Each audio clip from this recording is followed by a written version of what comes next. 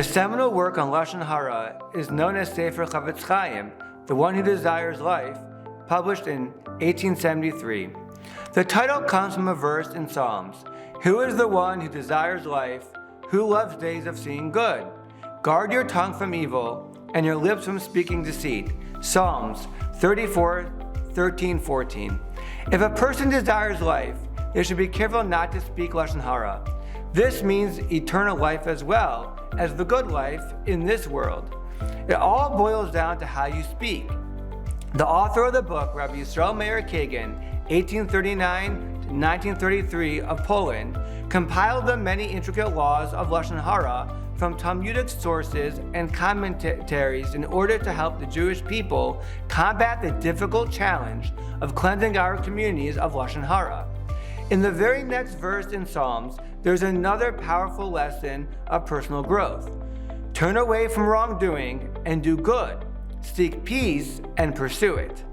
The verse first mentions turning away from wrongdoing and afterwards tells us to do good. The appropriate order for developing peaceful speech patterns and for many similar things is first to remove the bad and then replace it with good.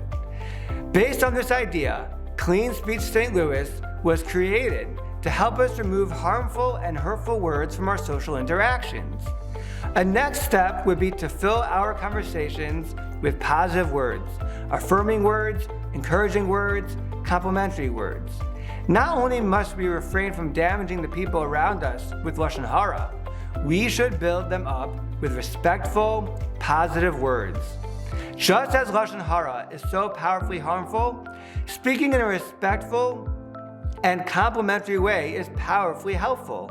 After all, according to the 16th President of the United States of America, Abraham Lincoln, everybody likes a compliment. Stopping the damage comes first, followed by building and repairing.